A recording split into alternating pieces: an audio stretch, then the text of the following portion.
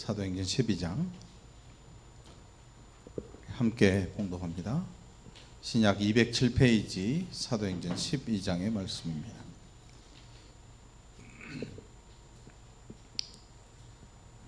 함께 봉독합니다. 그때 헤롯 왕이 손을 들어 교회 중에서 몇 사람을 헤아려 하여 요한의 형제 야고보를 칼로 죽이니 유대인들이 이를 기뻐하는 것을 보고 베드로도 잡으려 할세 때는 무교절 기간이라 잡음에 옥에 가두어 군인 내식인 네 배에게 맡겨지고 기고 6월절 후에 백성 앞에 끌고자 하더라. 이에 베드로는 옥에 갇혔고 교회는 그를 위하여 간절히 하나님께 기도하더라. 헤롯이 잡아 내려가는 그 전날 밤에 베드로가 두 군인 틈에서 사슬에 매여 누워 자는데 파수꾼들이 문 밖에서 옥을 지키더니 호련히 주의 사자가 나타나매 옥중에 광채가 빛나며 또 베드로의 옆구리를 쳐 깨워 이르되 급히 일어나라 하니 쇠사슬이 그 손에서 벗어지더라.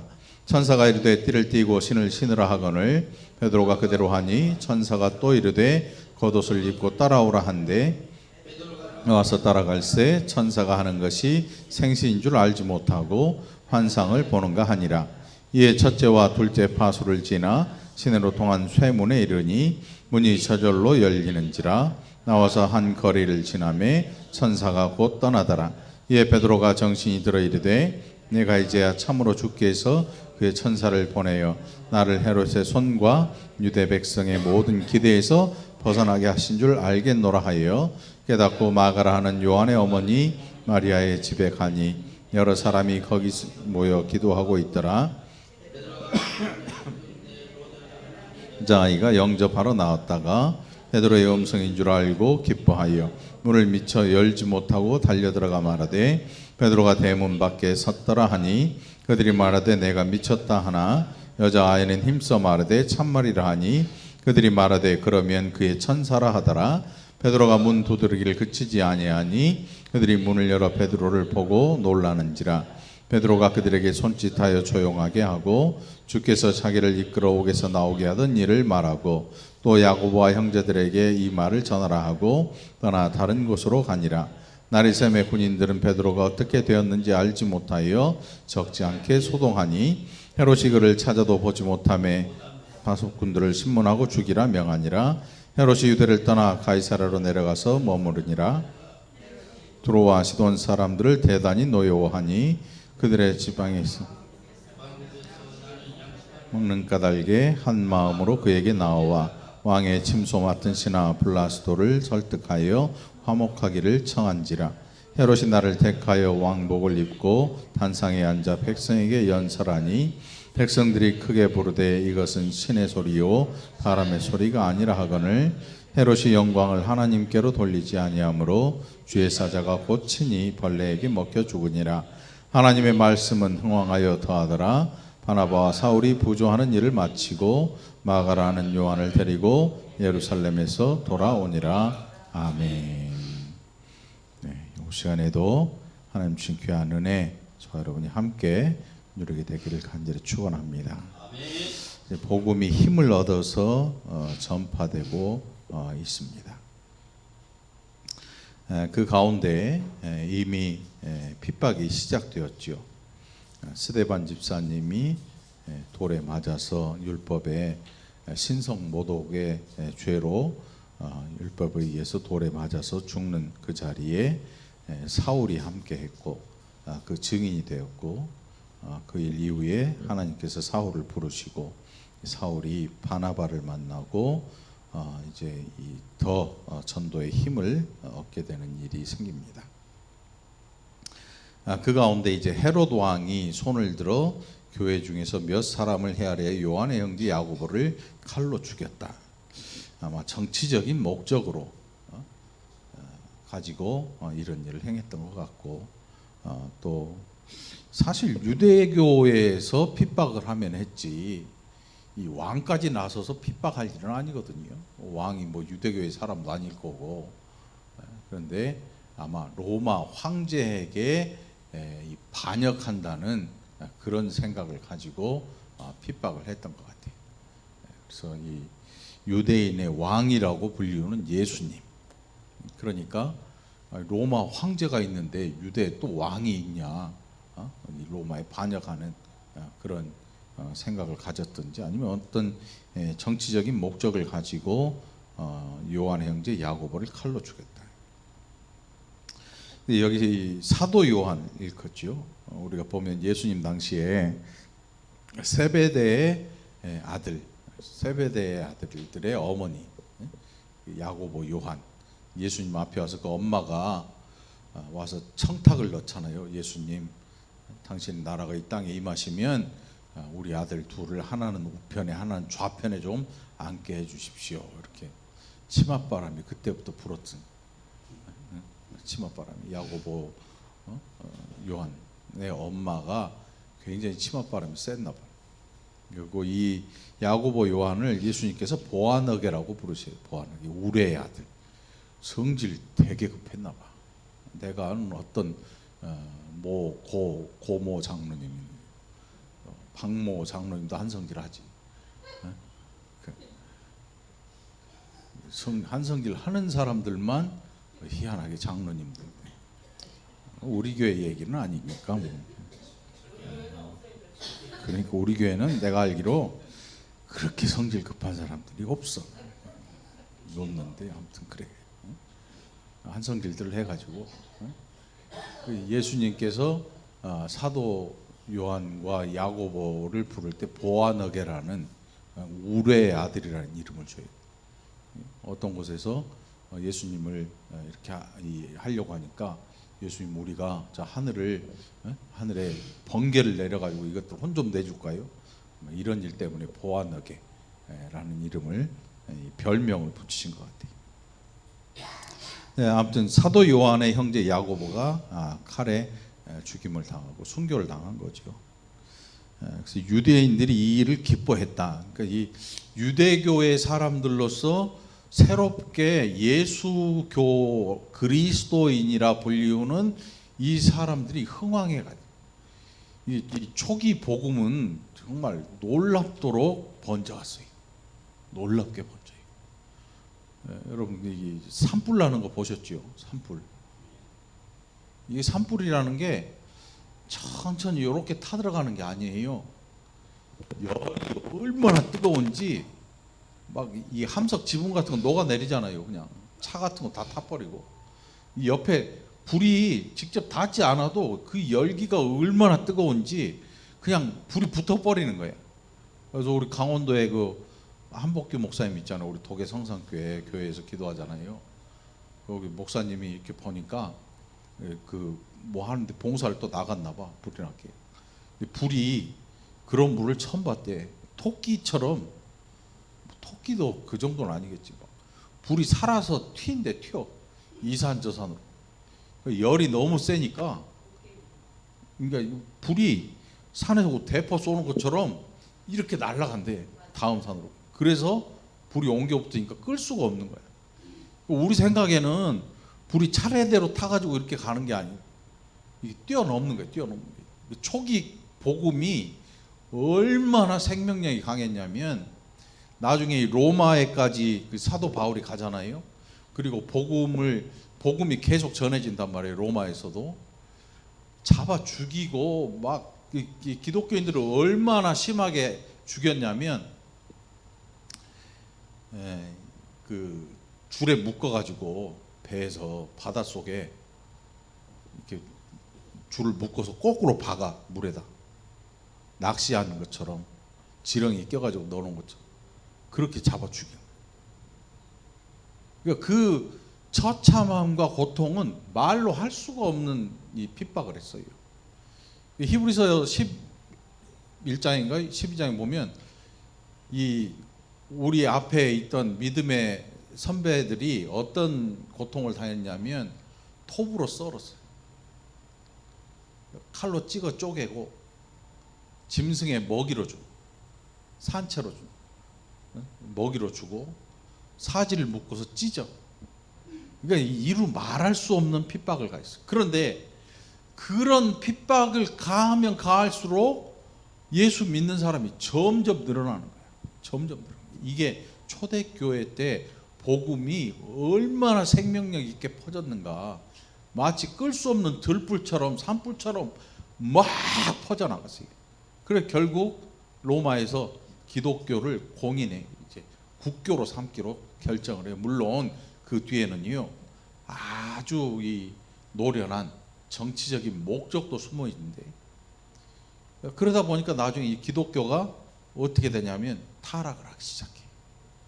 막 핍박하고 힘들고 도망다니고 숨고 그러면서까지 굴 속에 들어가서 신앙생활하고 할 정도로, 그렇게 어려움 속에서 신앙생활 할 때는 이 어마어마한 생명력을 가지고 막 번져나가던 이 복음이 나라에서 인정을 해주고 기독교 외에 다른 종교를 다 없이 하고 다 없애면 우리가 생각할 때 우리나라가 기독교 국가가 되면 얼마나 좋겠냐고. 근데 아멘 할 일이 아니에요, 장모님. 예? 기독교 국가가 되면 좋을 것 같잖아요. 기독교 국가가 됐어요. 로마 황제가 기독교를 공인을 했어요. 우리나라 이 나라에서 기독교 외의 모든 종교는 죽음으로 다스린다. 다 죽여버린다. 기독교 외에 어떤 종교도 믿지 못하게, 우상 종교. 그래 놨더니 교회가 썩기 시작해. 그 교회에 사제들이 생겨나고, 그렇게 생명력 있게 막 하던 그 기독교의 복음이 갑자기 그 돌면서 정치인들과 함께 섞이고 생명력을 점점 잃어가요. 결국 중세까지 와서 기독교가 정말 몰락하고 교회가 망하는 그런 지경까지 이르렀죠. 그리고 결국 종교개혁을 통해서 다시금 교회가 이 살아나는 그런 이 역사가 있어요. 여러분 이제 시화호 가봤어요? 시화 여기 방조제 있잖아요. 갔으면 갔다고 말을 하든지 안 갔으면 안 갔다고 말을 하든지, 뭘만 눈만 뜨고 아무것도 안. 시화호요 그게. 네. 그 차 타고 달려간 게 시화 방조제예요. 네. 잘했어요. 누가 보래. 여기서 안 가본 사람 없지. 다 가봤잖아. 그 중간에 휴게소 가봤죠. 휴게소. 저 꼭대기에 타워에도 올라가 봤잖아. 타워에 가면 뭐 있어? 먹을 건 또 다 먹어봤네.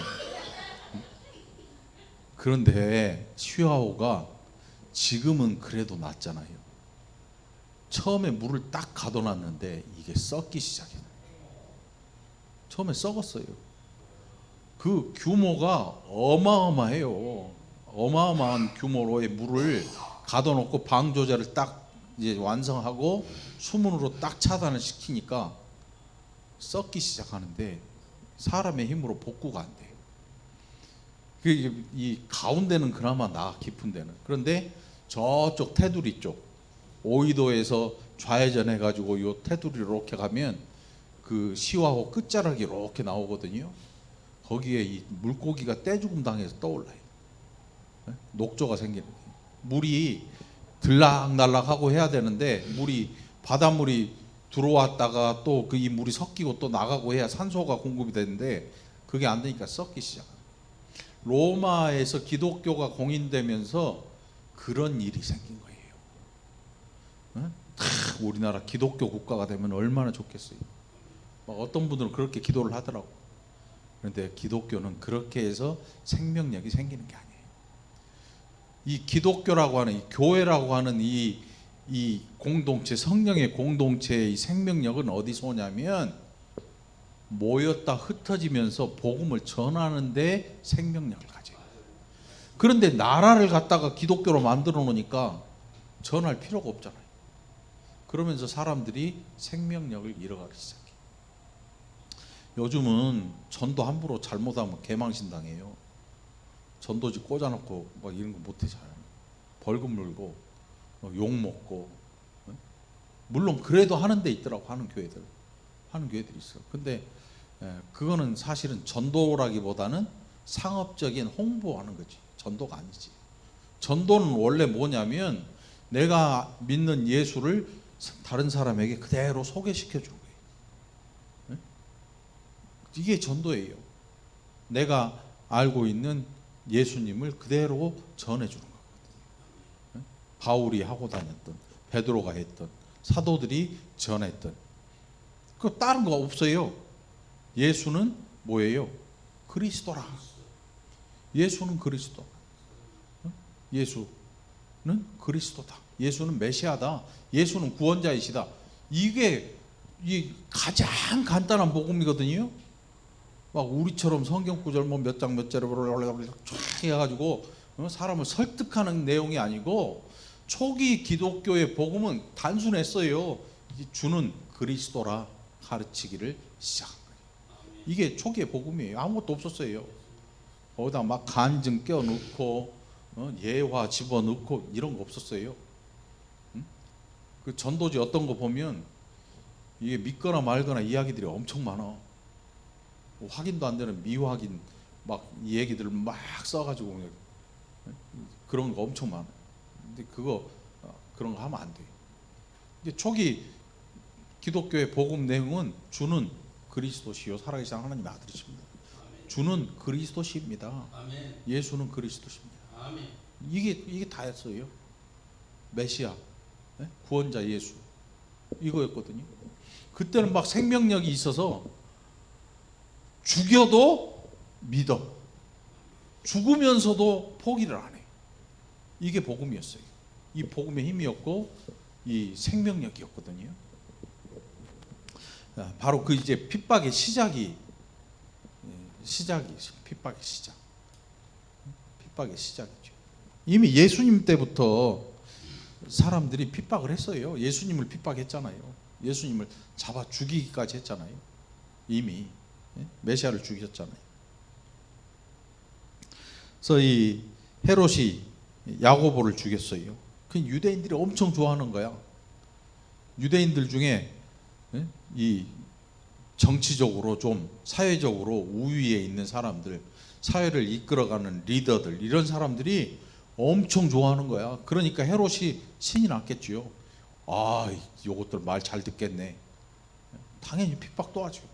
베드로도 잡아 넣으려고 하다가 찾아서 잡아서 옥에 가뒀어요. 이게 다분히 정치적인 일이에요. 헤롯은 정치적인 생각을 가지고 기독교를 핍박하는데 유대인들은 그걸 보면서 박수를 치는 거예요. 왜? 예수님을 잡아 죽인 무리들이 지금도 그 나머지 잔당들을 잡아서 옥에 가두고 죽이고 이런 일이 아주 지극히 정상적이고 옳은 일이라고 생각하고 사는 거죠. 그러니까 여러분, 사람이 한번 잘못된 데 이렇게 철커덕 딱 들어가잖아요. 쉽게 깨닫고 나올 수 있을 것 같죠. 천만의 말씀. 이단에 빠진 사람들은 잘 못 나와요. 왜? 자기 스스로가 머리에 세뇌를 하고 있거든요. 이미 이 유대교의 사람들은 율법에서 벗어날 생각조차 없어요. 예수님께서 모두 완성하셨는데 복음을 들으면 들을수록 이 사람들은 이를 갈고 잡아 죽이려고 덤벼요. 그런데 어떤 사람들은 무릎을 꿇죠. 복음 앞에 예수님이 나의 구세주입니다 라고 하고 복음을 받아들여요. 이게 사람들마다 차이가 있어요. 그게 희한해요. 우리가 볼 때 좀 넥타이도 매고 공부 좀 하면 예수를 잘 알 것 같은데 천만의 말씀이에요. 복음은 그런 게 아니에요. 복음은 하나님의 택한 백성이 믿게끔 하신 거예요. 하나님께서. 저와 여러분은 내가 잘나서 깨닫고 예수 믿는 거 아니에요. 하나님께서 여러분들을 부르시고 믿도록 우리의 입을 열어서 고백하게 하시는 거예요. 이게 성령이 하시는 일이니까 여러분들 감사하기 바랍니다. 자, 베드로를 옥에 가뒀어요. 옥에 가뒀는데 어떤 일이 일어났냐면 베드로가 이게 꿈인지 생신지 알지 못하는 가운데 베드로가 자고 있는데 깨요. 일어나 보니까 천사가 야 빨리 외투 입어 가자. 갔더니 자동문 있잖아. 갔더니 철문이 혼자 철커덕 열려 나가. 갔어요. 그냥 갔어. 그리고 제자들에게 찾아가요. 문을 무서워가지고 마가의 다락방이에요. 집이 마가라 하는 요한의 어머니 집. 여기 보면 예. 12절에 마가라 하는 요한의 어머니 마리아의 집에 가니, 예, 마씨는 아니요, 마씨가 아니에요. 아무튼 마가의 엄마 집에 갔는데 사람들이 얼마나 무서운지 문을 꽁꽁 걸어 잠그고 있어요. 꽁꽁 걸어 잠그고. 왜?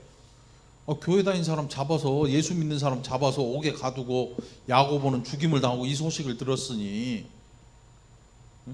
이게 함부로 나설 수도 없고 예수 믿는 걸 티낼 수도 없으니까 문 꽁꽁 걸어 잠그고 있는 거예요. 베드로가 가서 막 노크를 해요. 로데라고 하는 여종이 나가서 누구세요? 그러니까 베드로가 나야, 베드로야 그랬더니 목소리 알 거 아니에요. 이 여종이 얼마나 기뻤던지 문도 안 열고 안에 들어가가지고 제자들한테 베드로가 왔어, 베드로가 왔어 이렇게 얘기해요. 베드로가 왔어. 그 안에 있던 사람들이 뭐라 그래요? 노래도 나왔어. 그것 때문에 너 미쳤니 하면서 껄껄 웃더군. 이 베드로인데, 베드로가 왔는데 걔 집 종이 보고 들어가서 얘기를 하니까 안 믿는 거야. 미쳤다 너 미쳤냐? 이런 거야. 아니 진짜라니까요. 나가보니까 진짜 베드로가 온 거지요. 왜 하나님께서 야고보는 죽게 놔두시고 왜 베드로는 또 옥에서 끄집어내셨을까? 희한하잖아요. 같이 신앙생활 하는데 한 사람 둘 다 신앙생활 참 열심히 잘해. 근데 한 사람은 갑자기 뭐 어이없는 사고로 세상을 떠. 근데 한 사람은 중병을 앓다가 이게 갑자기 병이 다 나아버려. 여러분 누가 은혜 받은 거예요? 함정이야. 대답하지 마. 함정이야, 함정. 누가 은혜 받은 거예요? 죽은 사람이 은혜 받은 거예요? 중병에서 나은 사람이 은혜 받은 거예요? 대답하지 말라고. 대답하지 말라고. 대답하지 마. 네? 대답하지 마. 여기 보고 얘기하는데 대답하지 말라고. 아니 여기 보고 대답하는 거야 지금. 대답하지 말라고. 누가 은혜 받은 거예요? 둘 다 은혜 받은 거야. 우리의 사고는요, 죽는 건 싫어해. 사는 건 좋아해. 이게 우리야. 그런데 하나님 앞에 순교는요, 이 정말 이 복음의 가장 이 아름다운 이 씨앗이 뭐냐면 순교의 피예요. 그리스도의 피. 순교자가 흘린 피는요, 그 나라를 적셔요. 나라를 적셔. 복음이 결국 거기에서 꽃을 피워요. 그러니까 예수를 믿는 일에 있어서 죽느냐 사느냐, 어떤 게 영광이냐, 어떤 게 은혜냐에 이걸 따지는 순간 교회는 교회답지 못하게 되는 거예요. 우리나라 교회가 그런 길을 점점 걸어가고 있어요. 핍박은 저주고 오히려 막 핍박이 아닌 다른 방법이든 뭐든 늘어나는 것은 굉장히 좋아하거든요. 오죽하면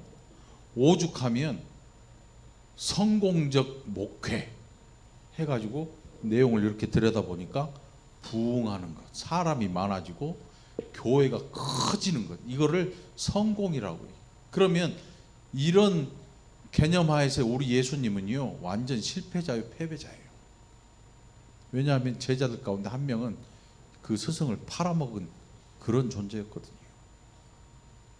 우리가 얘기하는 그런 내용의 교회론을 가지고, 이 교회에 대한 시각을 가지고 예수님을 이렇게 비교해 보면 예수님은 패배자 중에 패배자예요.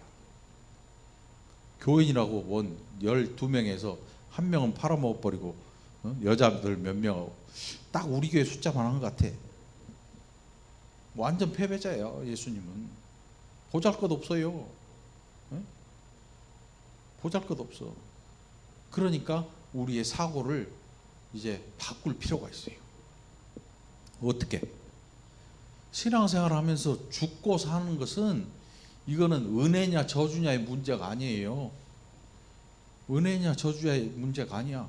하나님이 원하시면서 하나님의 뜻대로 세상의 역사가 흘러가고, 또 순교한다고 해서 저주받은 게 아니야. 죽었다 그래서 끝나는 게 아니야, 여러분. 야고보가 죽었다고 그래서 끝나는 게 아니에요.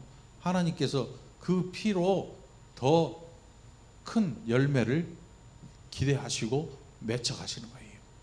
베드로가 풀려났다고 해서 영원히 풀려나냐? 베드로도 나중에 십자가에 거꾸로 달려서 순교해요. 순교했다고 전해져요. 결국은 순교거든요. 결국은 순교예요. 베드로도 그렇게 자기의 삶을 마감하게 돼요. 그러니까 풀려났다고 영원히 살 것처럼 생각하면 안 돼요. 지금 베드로는 그가 감옥에서 풀려난 이후에 더 열심히 복음을 전하겠지요. 아, 하나님께서 나를 옥에서 꺼내주신 이유가 있을 거야. 그 이유는 복음을 전하도록 하시는 거지. 복음을 전하도록. 복음 전하도록. 여러분 병에서 나았어요. 할렐루야 이러면서 여러분 해야 될 일이 뭐겠어요? 더 열심히 예수를 전하는 거예요. 그게 우리의 삶의 방향이 돼야 돼요. 그런데 어떤 사람들은 병이 나음과 동시에 끝나버려. 하나님의 은혜는 여기까지고 이제부터는 내가 이 은혜만 가지고 사는 거야. 그러니까 그걸 이렇게 붙들고 절대로 따르는 거 안 하는 거지. 평생 10년 20년 전에 나 받은 그 병고침의 은혜를 가지고 마치 여러분 껌 비쌀 때 있잖아. 주시 우레시 노란 껌. 그 옛날에 저 1960 한 7, 8년 그때 코 올리면서 사 먹었던 노란 주시 후레시 껌. 그거 씹으면요 한 일주일 씹어.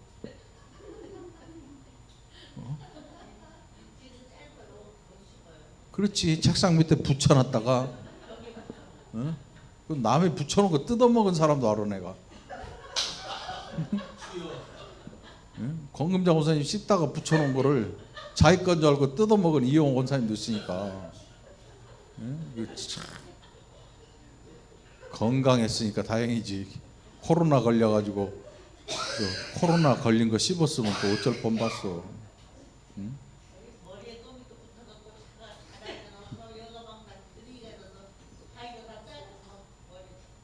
누가? 네? 아.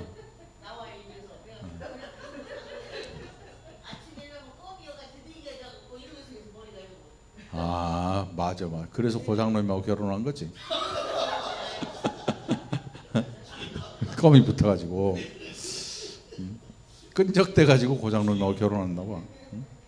아무튼 이 뭔 얘기하다 이 껌 얘기하다 지금 정말 본론을 벗어났네. 본론을 벗어났어. 아무튼 자, 어디까지인지 까먹었네. 자, 아무튼 이 베드로에게 있어서 옥에서 나온 이 사건은요, 베드로로 하여금 더 열심히 복음을 전하게 만들어요. 더 열심히 전하게 만들어. 그런 나중에 베드로 역시도 순교하는 순교예요.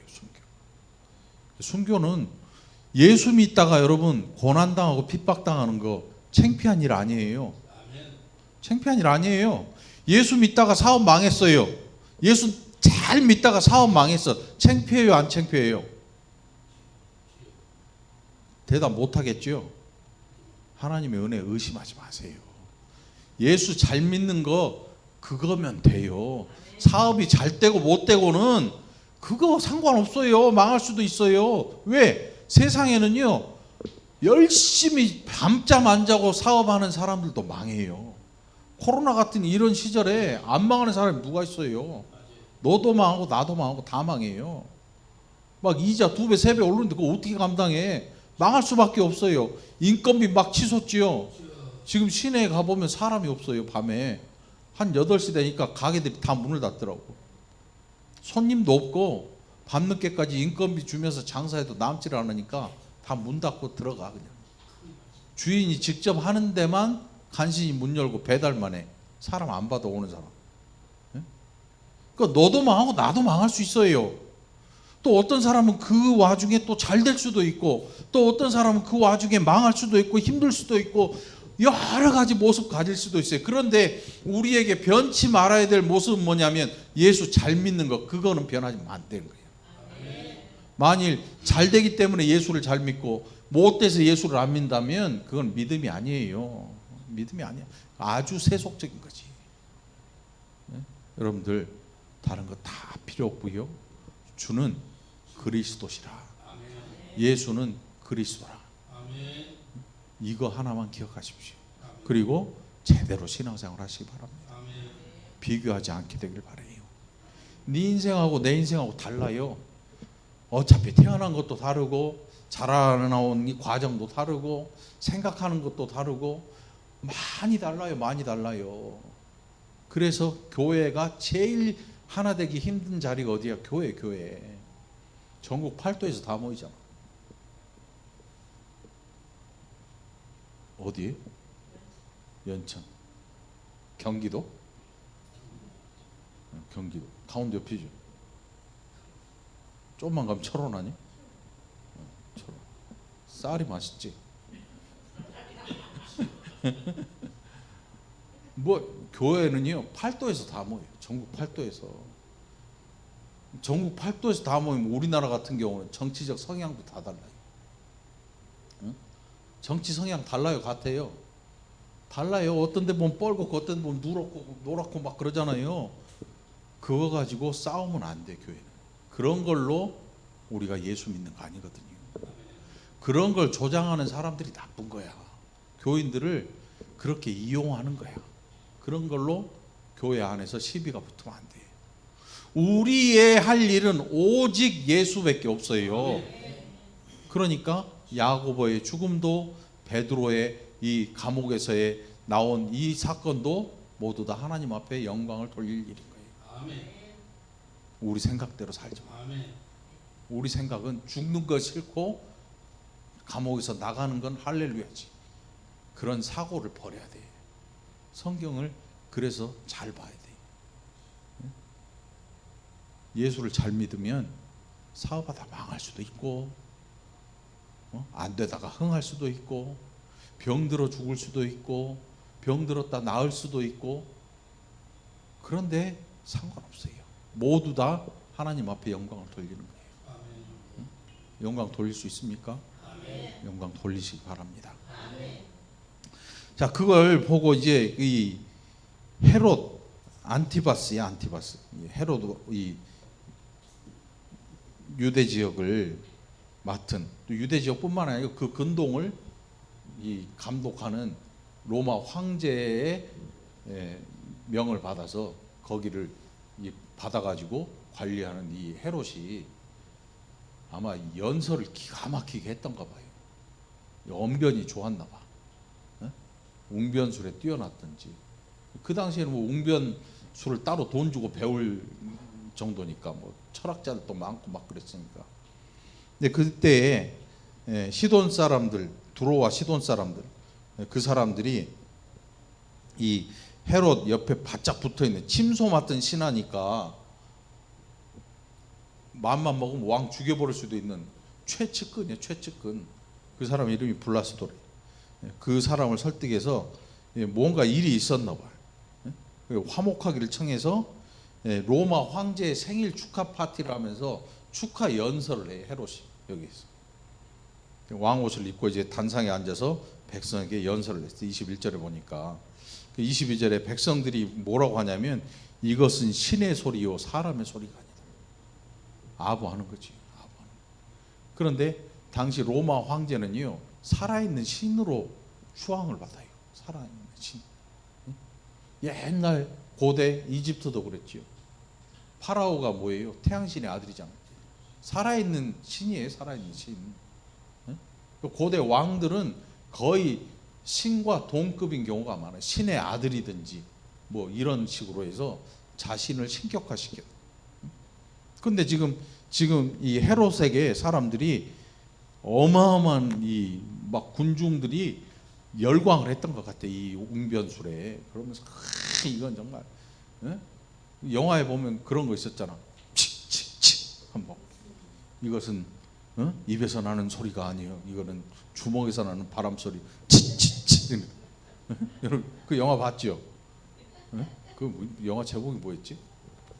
아무튼 그막 이렇게 바람 소리, 주먹에서 나는 바람 소리. 이 사람들이 헤롯이 연설하는 소리를 들으면서 이렇게 헤롯을 막 띄우니까 여러분 이 군중들이 와 하고 일시하는 게요 사람을 취하게 만들어요. 취해버려요. 취하면 어떻게 되는지 아세요? 자기가 진짜 신인 줄 알아. 자기가 진짜 영원히 살 것 같은 신적인 존재인 줄 착각해요.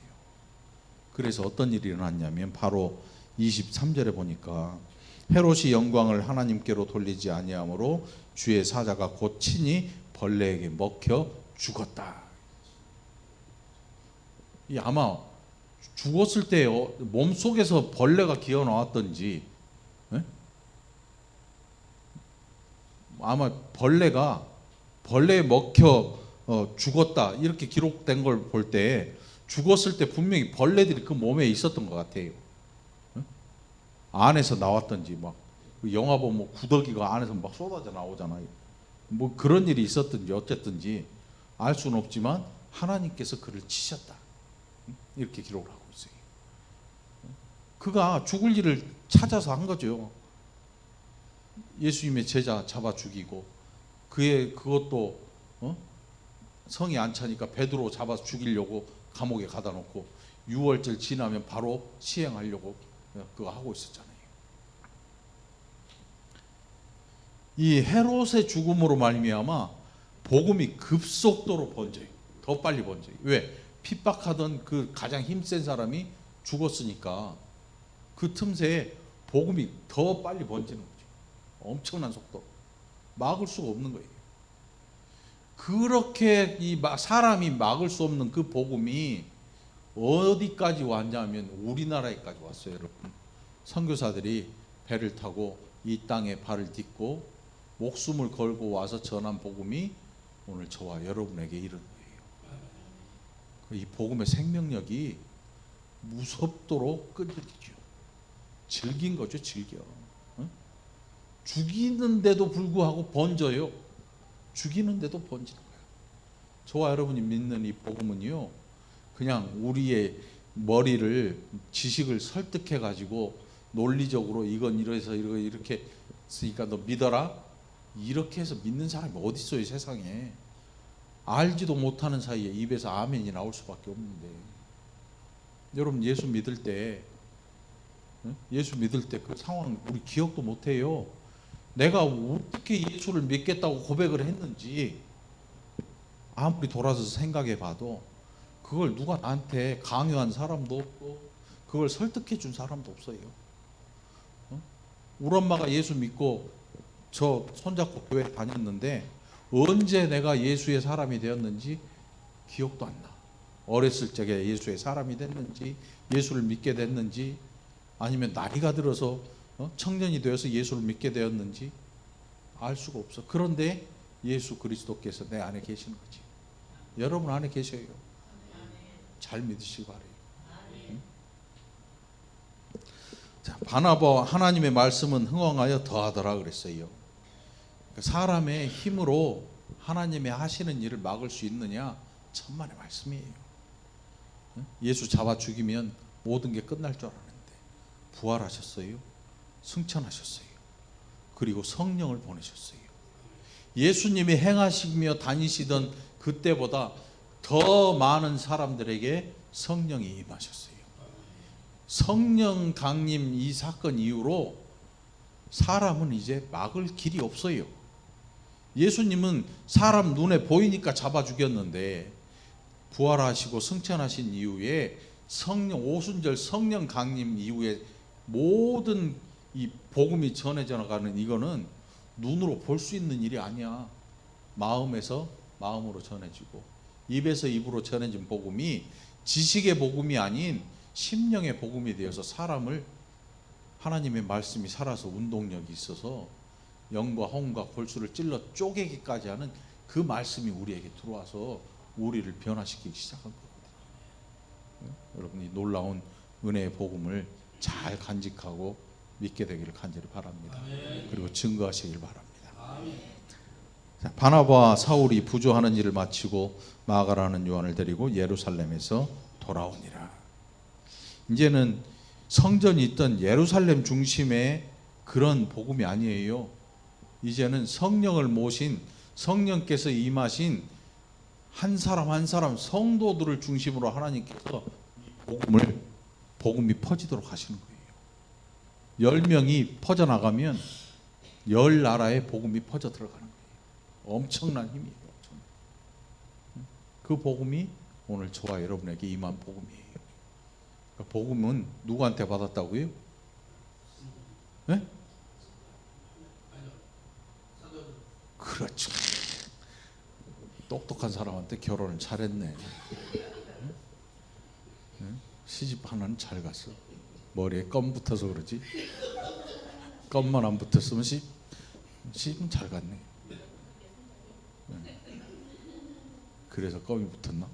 아무튼 우리 복음을 누구한테 받았다고요? 네?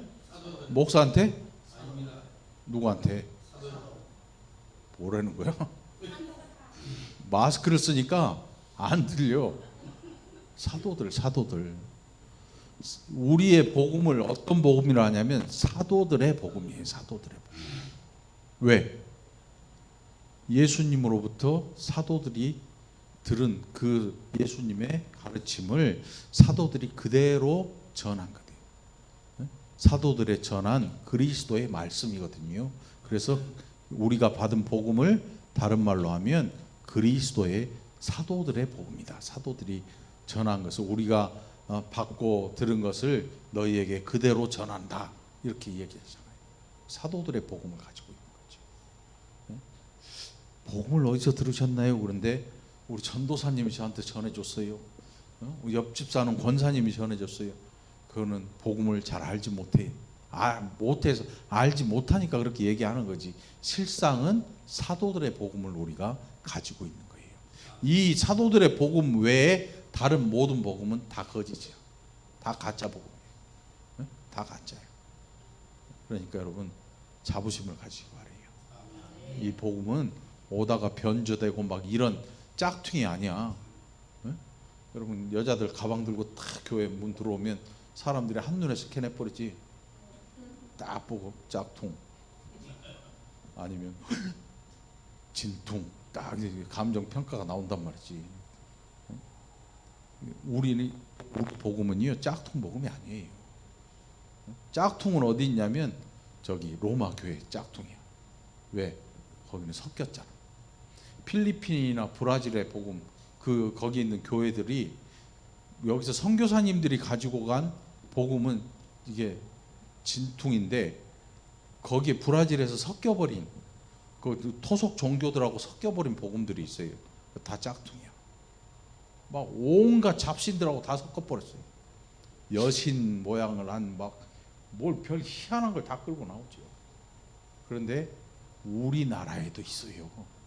토속 종교하고 기독교가 섞여버리니까 이게 껍데기는 다 정상적인 교회인데 그 내용을 들여다보면 아주 기복적인 현세의 복을 구하는 성향이 어마어마하게 강해요. 그게 짝퉁이야. 진퉁이 아니라고. 원래 복음은 그렇지 않아요. 저와 여러분이 그 복음을 가지고 있는 거죠. 자부심 가지고 신앙생활 하시기 바랍니다. 기도합시다. 하나님 아버지 감사합니다. 우리에게 주신 이 귀한 복음, 누군가 죽어서 피를 흘리고 그 피가 씨앗이 되어서 또 열매를 맺고 놀라운 이 열매가 우리에게까지 미친 이 엄청난 사건 감사를 드립니다.